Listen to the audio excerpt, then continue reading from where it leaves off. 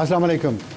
Top story हमारी आज की है, आइनी तरमीम का राउंड फाइनल चल रहा है लेकिन अभी भी डिले चल रहा है और आप देख रहे हैं सुबह से बार बार कौमी असम्बली के और सेनेट के इजलास मुलतवी किए जा रहे हैं।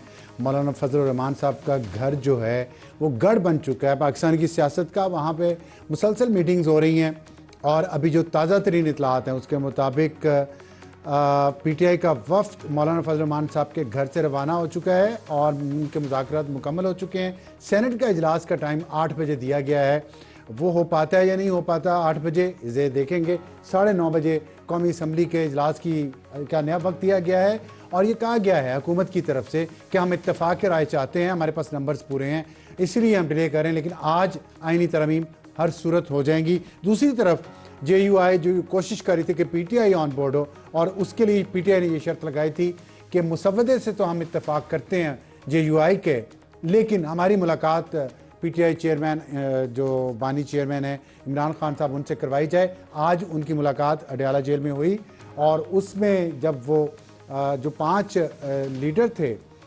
पीटीआई के जो वहाँ मिल के आए, जिसमें बैरिस्टर गौहर, अली ज़फ़र और हामिद रज़ा वगैरह थे, सब मौजूद थे, वापस आके उन्होंने जो बात की मीडिया से उसमें उन्होंने कहा कि जब तक इमरान खान की तरफ से वाज़ेह हदायत नहीं आ जाती वोट करने की पोजीशन में नहीं है। ये पीटीआई का अभी तक मौक़िफ़ है JUI से मुलाकात करने से पहले।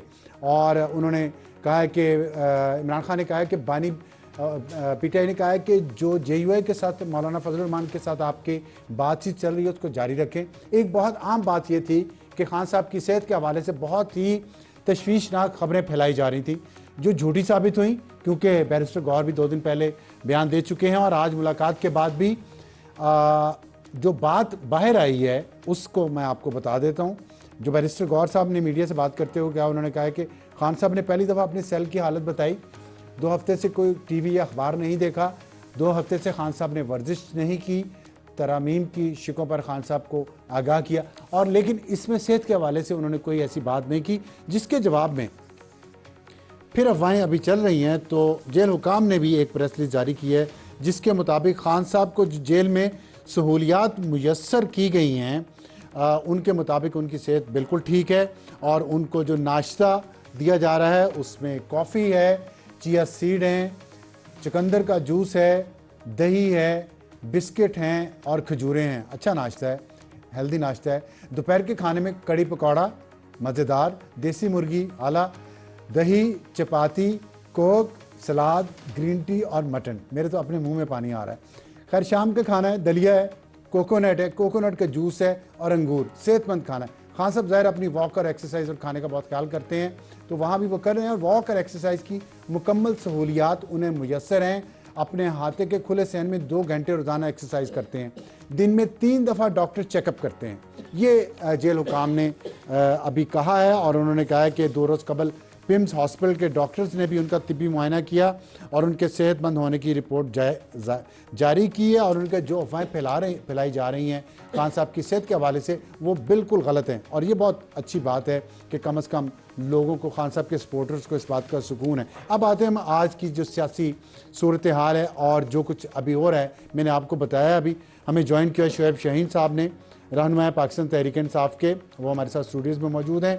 सईद गनी साहब रहनुमा पाकिस्तान पीपल्स पार्टी, वज़ीर बल्दियात हुकूमत सिंध के कराची से हमें ज्वाइन किया है। लेकिन हम सबसे पहले चलेंगे बेहजाद सलीमी साहब के पास, हमारे सीनियर कॉरेस्पॉन्डेंट हैं जो इस वक्त सेनेट के बाहर हमारे साथ मौजूद हैं और बताएंगे कि सेनेट का इजलास शुरू हुआ है या नहीं हुआ और अगर मजीद डिले है तो उसकी क्या वजह है। बेहजाद साहब।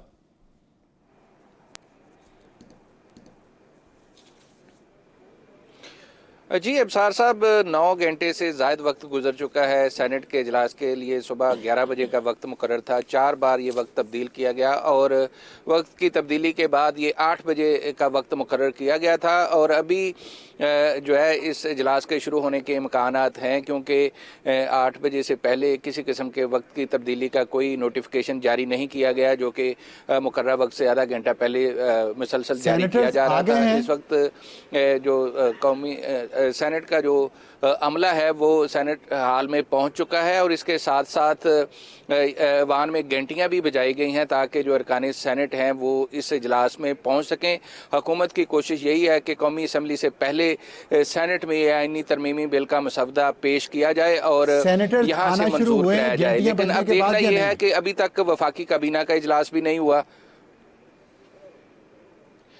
जी अबसार साहब, जो जब घंटियां बजाने का सिलसिला शुरू किया गया तो उस वक्त तक तो ऐवान में कोई रुकन मौजूद नहीं था। घंटियां बजाने का मकसद यही है कि चूंकि वक्त की बार बार तब्दीली होती रही है तो जो अरकान सेनेट मौजूद थे, ज़्यादातर अरकान सेनेट जो है वो पार्लियामेंट हाउस से पार्लियामेंट लाजिस जा चुके थे जहाँ उनकी रहाइशगाह है और उनको भी यकीन नहीं था कि ये इजलास 8 बजे के मुकर्रर वक्त पर शुरू होगा। तो यकीनन अच्छा, ये बता दीजिएगा कि घंटियां बजाई जा रही हैं और ये भी सामने आ गया है कि सेनेट का जो अमला है वो ऐवान में पहुंच गया। तो यकीनन ये एक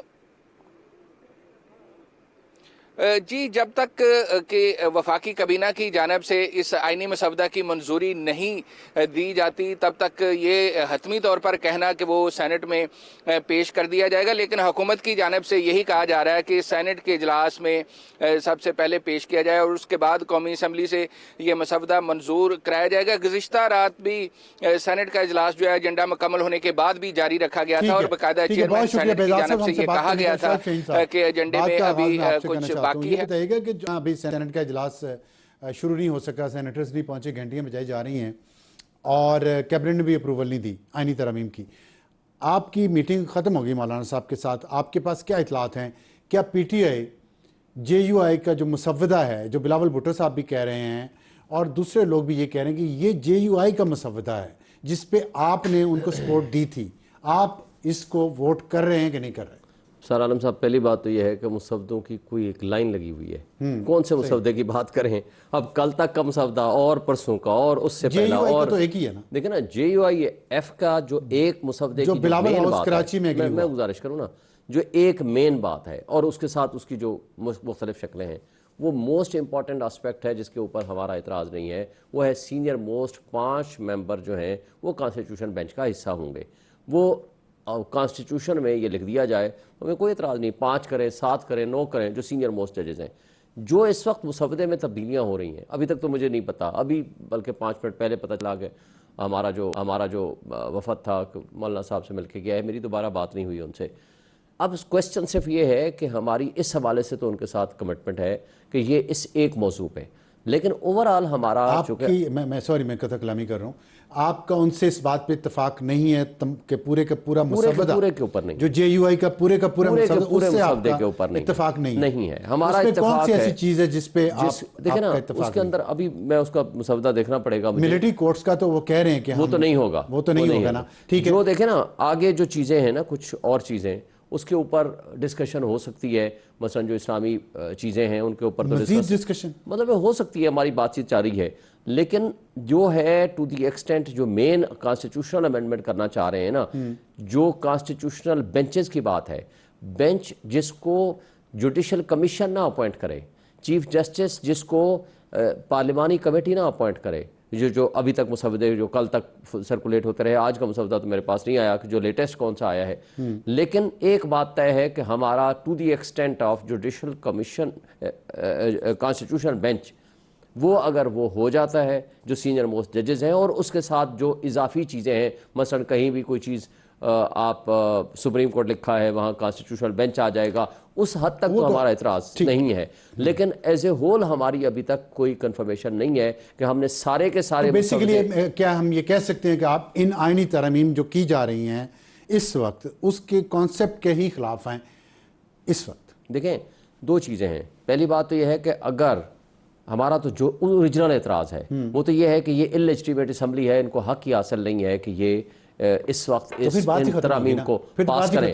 जी, जो हमारा एतराज़ है। लेकिन हमने मौलाना साहब को एंगेज कर रखा है कि अगर हम कोई पॉजिटिव रोल मौलाना साहब अदा कर सकते हैं तो क्या पॉजिटिव रोल ये है कि मौलाना साहब भी वोट ना करें?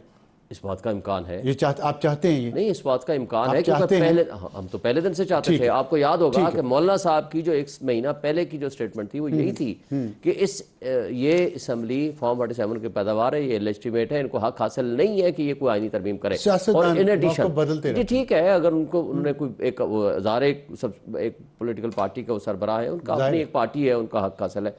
दो इसके ऊपर हमारे इतराज़ और भी हैं। वो ये है कि देखें, नेशनल असम्बली की मखसूस नशिस्तों का अभी तक फैसला नहीं आया, तो आपने इतनी सीटें जो अभी मुख्तस करनी हैं वो उनकी इनपुट नहीं आई, आप आईनी तरमीम की तरफ जा रहे हैं। इसी तरह एक फेडरेटिंग यूनिट जो कि सुबह KPK का अभी तक इलेक्शन नहीं हुआ, जो मुलतवी किया हुआ इलेक्शन कमीशन ने, उसकी भी मखसूस नशिस्तों का मैटर भी इन्वॉल्व है, तो उनके अभी तक इलेक्शन नहीं हुए, सेनेट भी इनकम्प्लीट है। तो इस इनकम्प्लीट फॉर्म में आपने 25 से पहले करना मजबूरी और ज़रूरी जो बना लिया है, ये आइन की तरमीम मकसद नहीं है। मकसद इनका जो है वो ये है कि निज़ाम इंसाफ पे हमलावर हूँ, मंसूर शाह का रास्ता रोका जाए और अपनी मनपसंद के मंसूर शाह का रास्ता रोका जाए।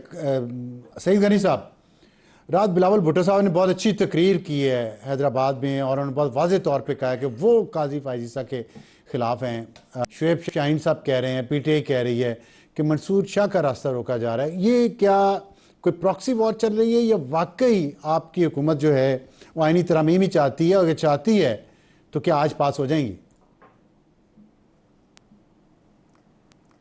अफसर साहब, हम तो कभी भी अदालतों के बेनिफिशरी नहीं रहे, हम तो विक्टिम रहे हर दौर में अदालतों के। हमारी जो हुकूमतें रहीं उन्हें वो तंग करते रहे, हमारी लीडरशिप के ख़िलाफ़ फ़ैसले आते रहे, हमें अदालतों में घसीटा जाता रहा, हमें इंसाफ के लिए दर दर धक्के खाने पड़े। हम तो नहीं रहे बेनिफिशरी।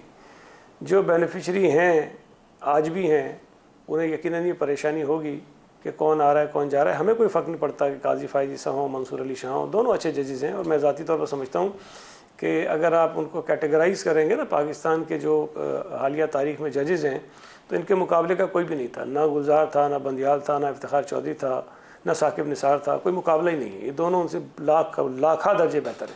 आप ये कहना चाह रहे हैं कि सियासी जमातों को किसी भी जज की हिमायत या मुखालफत नहीं करनी चाहिए, सिर्फ फैसलों पर नज़र रखनी चाहिए? देखिए, इस अंदाज में तो नहीं करनी चाहिए ना कि अगर ये डिमांड आ रही हो कि चीफ जस्टिस जो है मंसूर अली शाह साहब को ही होना चाहिए, तो इसका मतलब ये है कि कोई और जो अगर जज बन जाते हैं जो सुप्रीम कोर्ट में बैठे हैं, तो आपको उन पर एतमाद नहीं है, आप उनके किरदार पर शक करते हैं। लेकिन PTI का एतराज़ बिल्कुल ऐसा ही है।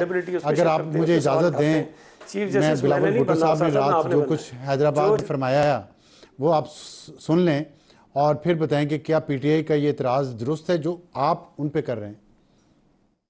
इन्होंने कहा कि जस्टिस फायज़ ईसा नहीं होगा।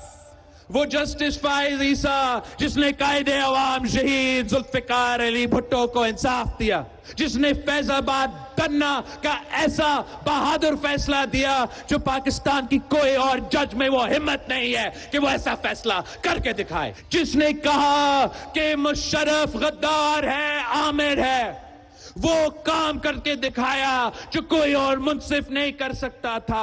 जस्टिस फायज़ ईसा साहब को हम सलाम पेश करते हैं कि जो आपने ये काम किया है, तारीख आपको याद रखेगा। सईद गनी साहब, मेरा सवाल वही जो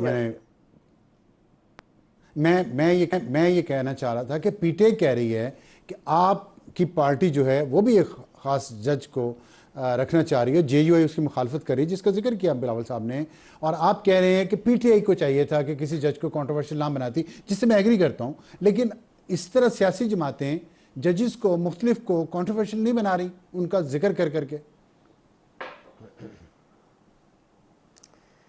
देखिए, मैं ये बात कह चुका हूँ कि नहीं होना चाहिए। और जहाँ तक बिलावल साहब की बात आपने कही, मैं एक नहीं, आपको शायद 4, 5, 6 ऐसे मकामात थे जहाँ बिलावल साहब ने मीडिया से बात की, कई TV चैनल्स पर वो आए, उन्होंने बार बार कहा कि हमें इससे कोई फ़र्क नहीं पड़ता कि चीफ़ जस्टिस जो है वो फायज़ ईसा साहब हों या मंसूर अली शाह साहब हों, हमारे लिए दोनों मोहतरम हैं। हम में से हम किसी के वो नहीं चाहते कि इसको बनना चाहिए, इसको नहीं बनना चाहिए।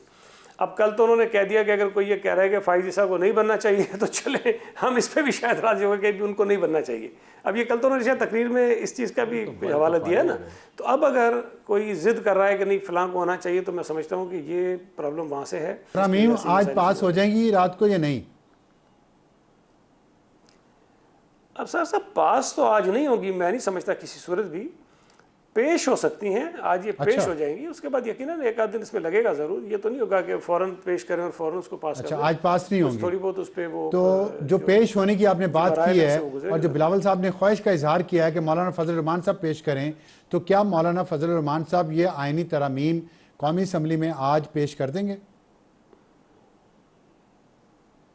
देखिए, ये तो मैं यकीन से नहीं कह सकता, लेकिन जब इत्तेफाक हो गया और मौलाना साहब ने भी एग्री कर लिया और बिलावल साहब ने कहा कि ये वो मसलदा है जो JUI का था जिस पे हमारा इत्तेफाक हुआ है, तो अगर मेरी एक मेरी बेबी हो और वो तस्लीम कर लिया जाए तो मैं नहीं समझता कि मुझे इस बात पे एतराज़ होगा, बल्कि खुशी होगी कि अगर मेरी तजावीज़ हैं तो मैं उसको जाके पेश कर दूँ। तो ये अच्छा होगा कि मौलाना साहब पेश करते हैं। लेकिन इसमें देखिए जो अहम बात यह है कि PTI टोटली डिपेंडेंट थी मौलाना साहब के ऊपर, और वो 12 कहते रहे कि जी मौलाना साहब जिस बात पे इत्तेफाक करेंगे, जो मैंने समझा है, जो थोड़ा बहुत सुना इनके लोगों को, वो शायद उस पर मान जाएंगे। और कल तक इनके कई लोग शायद इस बात पे भी इत्तेफाक कर रहे थे कि जो डॉक्यूमेंट इनके सामने आया, जो तजावीज़ आई थी, ये उससे ख़ुद तो इत्तेफाक करते हैं, लेकिन अपने बानी से जाके चेयरमैन साहब से ये उससे अप्रूवल लेंगे, उसके बाद कोई बात करेंगे। मेरा पहले दिन से ये ख्याल था कि ये सारे के सारे इत्तेफाक कर जाएंगे और शोएब शाहीन साहब खुद भी समझेंगे बहुत अच्छी चीज़ है, लेकिन ये होगा नहीं, इसलिए कि इमरान खान साहब इनको करने नहीं देंगे। ये ठीक है शोएब साहब, इमरान खान साहब आपको करने नहीं देंगे, लेकिन एक मैं आपसे बिलावल भुट्टो साहब ने जो बात की है कल रात, काजी फ़ाइज़ ईसा साहब के बारे में उन्होंने जो कहा है, आपको मैं जितना मैं जानता हूँ आप एक सुलझे हुए सियासी लीडर भी हैं और ज़ाहिर है वकील बहुत सीनियर हैं, जो बातें की हैं, मसलन जो कारली भुट्टो केस का फैसला है, किसी जज में इतनी हिम्मत तो थी नहीं इतने सालों से चीफ जस्टिस में कि उसको केस को सुन ही लेता चाहे जो भी फैसला करता। उन्होंने सुना भी नहीं, उन्होंने सुना फैज़ाबाद धरना केस का फैसला, आप सब लोग तारीफ़ करते रहे हैं उसकी, हम भी करते रहे हैं, फिर मुशर्रफ के बारे में आमिर आप उसके ख़िलाफ़ स्ट्रगल करते रहे, वो उन्होंने किया है। तो ये चीज़ें उनके क्रेडिट में तो जाती हैं। एक फ़ैसले से अगर आप उनके मुत्तफिक नहीं हैं तो आप उनके ख़िलाफ़ इतनी मुहिम चला देंगे, ये मुनासिब है? देखें, सिर्फ सईद गनी साहब की एक बात का जवाब दे के आपके सवाल की तरफ आता हूँ। पहली बात जो उन्होंने कहा ना, मंसूर शाह को हम क्यों कह रहे हैं, हम मंसूर शाह के नाम पे नहीं कह रहे। पिछले साल सुने ना, मैं क्यों कह रहा हूँ, मैं इसलिए कह रहा हूँ कि आइन के तहत आपको पता है 76 साल लगा कि हमने एक प्रिंसिपल, एक एग्रीड प्रिंसिपल पे आए, सीनियरिटी प्रिंसिपल। आइन के तहत नहीं है, फैसला आइन के तहत है, फैसला नहीं।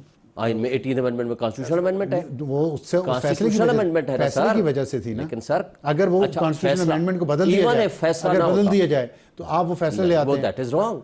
हम ये कहते हैं, देखें क्यों कि आप पीछे लगाना चाहते हैं अपने जजेस को, जी 3 आएंगे या 5 आएंगे, उनमें से हम सिलेक्ट करेंगे।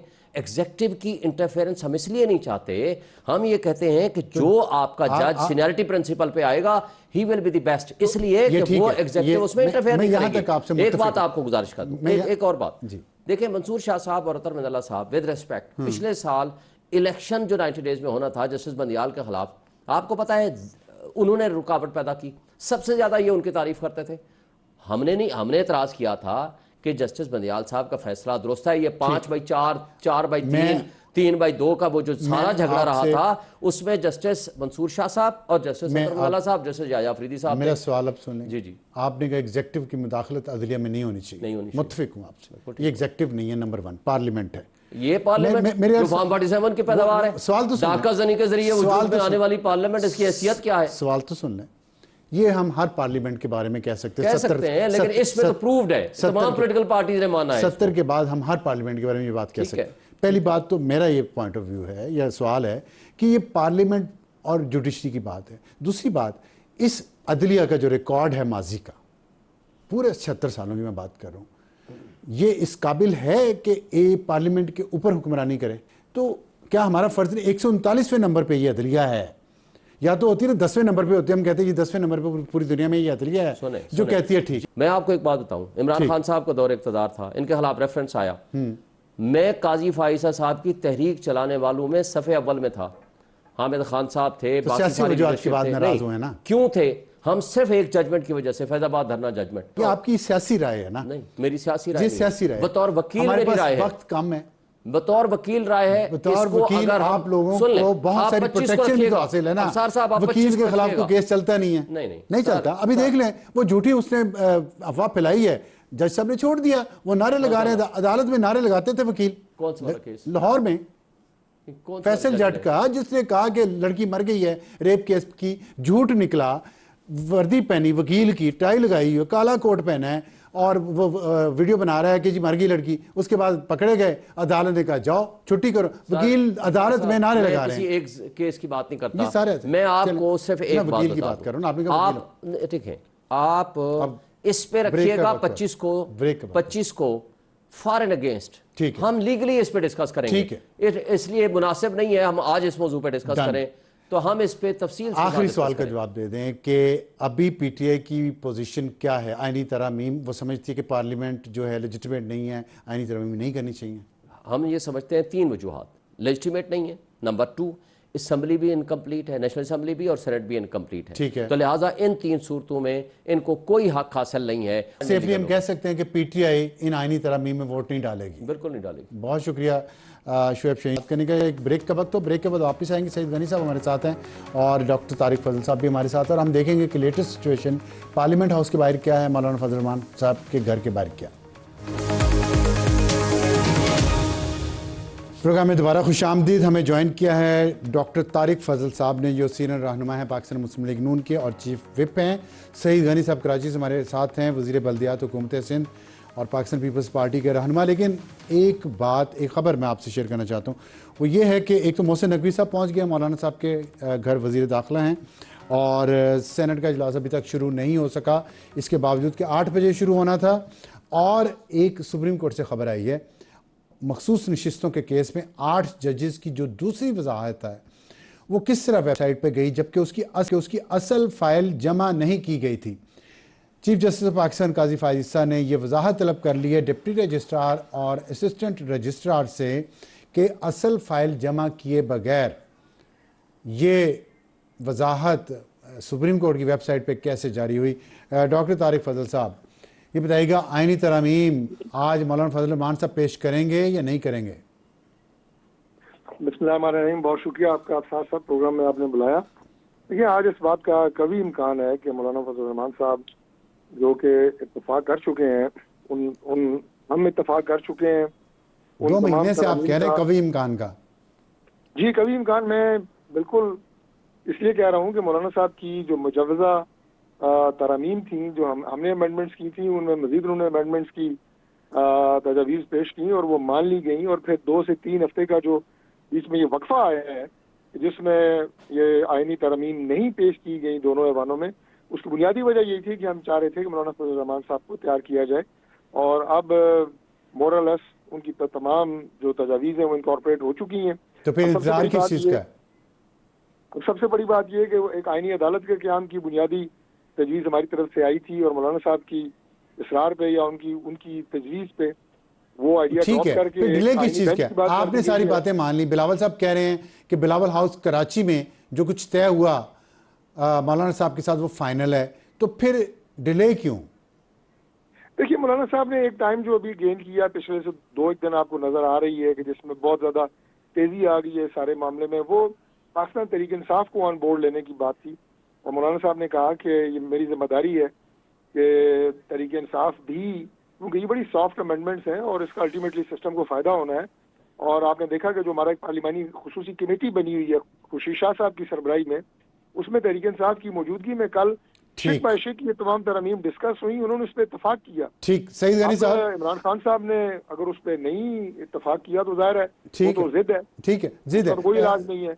मैं आता हूँ वापस आपके पास। सईद साहब ये बताइएगा कि जो डिले आ रहा है बार बार मौलाना फजल रहमान साहब की तरफ से, कल बिलावल साहब ने एक हिंट भी करवाया है, तो क्या वजह है? क्या ऐसी कोई बात है जो बात फैली हुई है कि मौजूदा चीफ जस्टिस की रिटायरमेंट के बाद मौलाना फजल रहमान साहब मानेंगे इन तरामीम पे? नहीं, मेरा नहीं ख्याल है कि आज जो बात हुई है और उसमें जो JUI के तर्जुमान थे उन्होंने भी बात की और उन्होंने बिलावल साहब की इस बात की तायद की कि 100% हमारा इत्तफाक है और हम ये करने जा रहे हैं। तो मेरा नहीं ख्याल कि उसके बाद ये बात रह जाती है। और अगर ये बात होती कहीं मौलाना साहब की तरफ से कहीं आती तो फिर मेरा ख्याल है कि बात आगे बढ़ती नहीं और ये सारी चीज़ें वहीं रुक जाती हैं कि ठीक है जी 25 तारीख गुजर जाने दें, उसके बाद हम इसको करेंगे। मेरा नहीं ख्याल है कि इस तरह की कोई बात हो। मुमकिन है PTI ने जो फिर डिले क्यों हो रहा है? देखिए ना, सेनेट का इजलास नहीं हो पाया अभी तक। उन्होंने कही हो। कौमी असम्बली का इजलास 9:30 बजे है, वो भी मुझे लगता है 9:30 नहीं शुरू हो पाएगा, और आप कह रहे हैं कि आज पेश हो जाएंगी। मुझे तो पेश होती भी नहीं नजर आ रही आज। नहीं, मेरा ख्याल है, चार सेनेटर मेरा पहुंचे अपना अभी। अंदाज़ा है, क्योंकि मैं तो कराची बैठा हूँ, लेकिन मैं ये समझता हूँ कि आज ये पेश ठीक। हो जाएंगी। अब 8 बजे नहीं, 9 बजे, 9 बजे नहीं तो 10 बजे हो जाएंगी, लेकिन हो जाएंगी पेश आज। मंजूरी के लिए यकीनन ठीक है, एक मैं हफ्ते टिक्का खान उसमें साहब, लगे। ठीक, हमारे सीनियर कॉरेस्पॉन्डेंट हैं टिक्का खान सानी, वो मौलाना फजल रहमान साहब मौजूद हैं, उनसे पूछते हैं कि क्या वजह है। टिक्का खान ये बताइएगा कि अभी मोहसिन नकवी साहब पहुंचे हैं, पीटीआई की टीम अभी निकली है वहाँ से, क्या हो क्या रहा है, क्या खिचड़ी पक रही है? क्या आज भी तरमीम पेश नहीं हो पाएंगी सेनेट और कौमी असम्बली में? और मौलाना फजल रहमान साहब की बारे में जो उम्मीद जाहिर की थी बिलावल ने कि वो पेश करेंगे, उस पर क्या डेवलपमेंट है?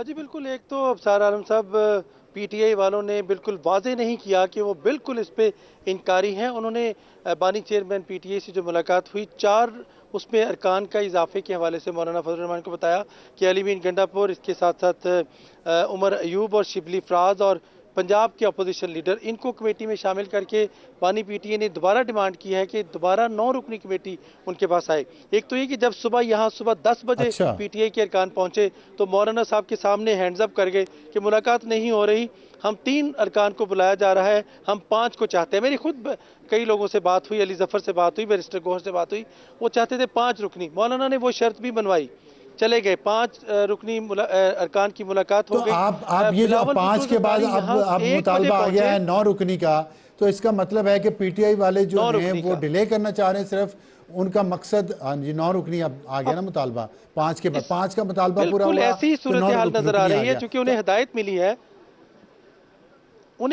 मिली है, कि इसको मजीद लेट किया जाए, फौरी ना किया जाए अडियाला से। इसके साथ साथ ये आप कंफर्म इसमें कर बड़ी रहे हैं अपने पेशरफ्त होने जराए जा से रही है। कि उन्हें मोहसिन ये नकवी हिदायत मिली है पीटीआई को कि अमेंडमेंट्स का पेश करना और उनका मंजूरी जो है उसको डिले किया जाए, ये आई इंस्ट्रक्शंस अडियाला से? जी बिल्कुल यही हिदायत मिली है कि फौरी इसमें उजलत का मुजाहिरा ना किया जाए। मौलाना फजल रहमान के किरदार को अगरचे पीटीआई चेयरमैन ने सराहा है, और अभी असद कैसर भी यही कह के गए हैं कि हम मौलाना के किरदार की तारीफ कर रहे हैं, हम मुशावरत जारी रखेंगे, कोई पेशरफ्त नहीं हुई। इसका मतलब है कि आज अगर पीटीआई पेशरफ्त नहीं कह रही तो मौलाना तो फंस गए। मौलाना ने कमिटमेंट की हुई है, और बिलावल अभी आ रहे हैं मौलाना की राजगाह पे। पीपल्स पार्टी का वफ्द कुछ ही देर में पहुंचने वाला है। इससे पहले मोहसिन नकवी अच्छा, बिलावल साहब फिर आ रहे हैं, आ गए हैं, तो मोहसिन नकवी की क्या, मोहसिन इसमें बड़ी पेशरफ्त हो सकती है मोहसिन नकवी के साथ? ठीक है, बहुत शुक्रिया टिक्का खान सानी हमें अपडेट करने का। फजल साहब, वो तो डिले कर रहे हैं पीटीआई वाले, और आप मौलाना साहब पे डिपेंड कर रहे हैं, लेकिन मौलाना साहब इस वक्त तक तो अपने कार्ड शो नहीं कर पाए, तो आप नहीं समझते कि हुकूमत एक दफ़ा फिर नाकाम हो जाएगी आज रात? देखिए, मैं ये बात अफसार साहब करना नहीं चाहता, लेकिन हमारी अव्वलीन कोशिश और आखिरी कोशिश भी यही है कि मौलाना साहब जो हैं वो इन तरमीम में हमारा साथ दें और आगे हमारे साथ इकट्ठे हम चलें, जैसे माजी में चलते रहे हैं। लेकिन हमारे पास एक प्लान बी मौजूद था और है। क्या है वो जिसमें प्लान बी? मौलाना साहब की नंबर गेम के बगैर भी ये तरमीम मंजूर हो सकती क्या है। है प्लान बी? अब उसके तमाम, देखिए वो डिटेल तो फिर नहीं दी जा नहीं, सकती। क्या मतलब वो फिर वही इल्जाम जो लग रहे हैं कि आप वोटों की खरीदो फरोख्त कर रहे हैं, पैसे दे देखिए, रहे हैं। खरीदो फरोख्त की बात नहीं है। थोड़ा सा मेरे से ज्यादा आप माशाल्लाह इल्म रखते हैं कि पाकिस्तान तहरीक इंसाफ के बहुत सारे ऐसे मेंबरान हैं जिन्होंने एफिडेविट साइन नहीं किया हुआ, फॉर्म भी पीटीआई ने लिखा, यानी टेक्निकली जो इलेक्शन कमीशन के रूल्स हैं उसमें वो पीटीआई के उसी मेंबर पे तो नहीं हैं। सुप्रीम कोर्ट की दूसरी वजाहत आई है ना 8 जजेस की, कल आई है ना 8 जजेस की वजाहत, उसी पे आई है ना। इलेक्शन कमीशन को उन्होंने फिर कहा है, और इलेक्शन कमीशन ने फिर नहीं मीटिंग की, फिर नहीं फैसला नहीं किया अभी नहीं, तक। इलेक्शन कमीशन की वजाहत उस पर आ जाएगी, जाहिर है। इससे पहले इलेक्शन सुप्रीम कोर्ट ने जो फैसला किया, इलेक्शन कमीशन ने उस पर अमल दरामद किया, और सुप्रीम कोर्ट ने कहा कि जनाब ये तो जो हमने फैसला किया था वो कुछ और था, उधर कुछ और हो रहा है। कितने इससे चांसेस पहले आपके भी प्लान हुई बी है। इंप्लीमेंट करने के आज? जी, मेरा ख्याल ये है कि प्लान बी पे जाने की जरूरत हमें नहीं पड़ेगी। मौलाना साहब इंशाल्लाह ताला, अगर पाकिस्तान तहरीक इंसाफ ने जवाब दे दिया है एक तरह से, तो मौलाना साहब जो है वो हमारा साथ देंगे। व्यवस्था है शजर से उम्मीदें बाहर रख, बड़ी आप वैसे ना पुरुमीद लोग हैं आप लोग, ये बात मान गया हूँ। बहुत शुक्रिया डॉक्टर तारिक फजल साहब हमसे बात करने का। सईद गनी साहब, हुकूमत की उम्मीद तो ख़त्म नहीं हुई, और ज़ाहिर है आपकी उम्मीद भी नहीं है, पाकिस्तान पीपल्स पार्टी की भी नहीं है। बिलावल भुट्टो साहब फिर आ रहे हैं, तो कौम भी तो देख रही है ना 2 महीनों से क्या हो रहा है। ये एक सिरे पे कश्ती एक किनारे पे क्यों नहीं लग रही? अफसर साहब, एक तो आइनी तरामीम इटसेल्फ एक बड़ा मुश्किल टास्क होता है, और जब आइन में ये दर्ज हो कि 2/3 अक्सरियत आपको कौमी असम्बली में भी चाहिए, सेनेट में भी चाहिए, और उसके लिए आपको दीगर जमातों को साथ मिलाना पड़े, तो ये तो मुमकिन नहीं है कि जो हमारी ख्वाहिश हो या नून लीग की ख्वाहिश हो उसके मुताबिक बाकी जमातें आ जाएँ। हर जमात की अपनी ख्वाहिश होती है। आपको अगर सबको इंगेज करना है, सबको उन पर लेकर आना है, कंसेंसस पैदा करना है, तो कहीं ना कहीं कंप्रोमाइज़ करने पड़ते हैं, और ये मराइल मेरा ख्याल उन कंप्रोमाइज़ के ही हैं। जो तारिक फजल साहब ने बात की कि नंबर्स हमारे पूरे हैं, लेकिन जो बात पीपल्स पार्टी पहले दिन से कह रही है कि हम हमेशा ये चाहते हैं, और हमने माजी में इस बात को साबित भी किया है, कि आइनी तरामीम के लिए कोशिश की जाए कि उस पर मैक्सिमम जो है वो कंसेंसस जो है वो डेवलप हो जाए, ताकि ठीक है। तो फिर मौलाना मान क्यों नहीं रहे? आप मुसव्वदा फाइनल हुए 4-5 दिन हो गए हैं बिलावल हाउस कराची में, सारे और उन्हीं का मुसव्वदा। मेरा अपना एक ख्याल है, मान क्यों नहीं रहे? मैं अफसर साहब मतलब ये कोई मालूमात की बिना पे तो नहीं कह रहा हूँ, लेकिन जो मेरी अंडरस्टैंडिंग है शायद कि मौलाना साहब की ये ख्वाहिश है कि पीटीआई भी इस पूरी कंसेंसस का जो है वो हिस्सा बने, और जो तरमीम हो इत्तेफाक राय से हो जाए। ये अगर कोशिश उनकी है तो मैं इसको सराहता हूँ, बहुत अच्छी कोशिश है, हम भी चाहते हैं ऐसा हो जाए, लेकिन मैं बिल्कुल इस पर 100% मेरा यकीन है कि कुछ भी कर लें, इमरान खान इजाज़त उनको बिल्कुल भी नहीं देगा कि वो आप उस पर वोट करें। जी बिल्कुल, आपने बात की, बहुत शुक्रिया सईद गनी साहब। और ये कि कोशिश यही कंसेंसस हो जाए, लेकिन खान साहब ने कहा है कि अभी नहीं। और देखते रहिए आप भी क्या बनता है आज की रात, और कल क्या होता है। हमारे प्रोग्राम का वक्त ख़त्म होता है, हम इजाज़त चाहते हैं आपसे। Good night.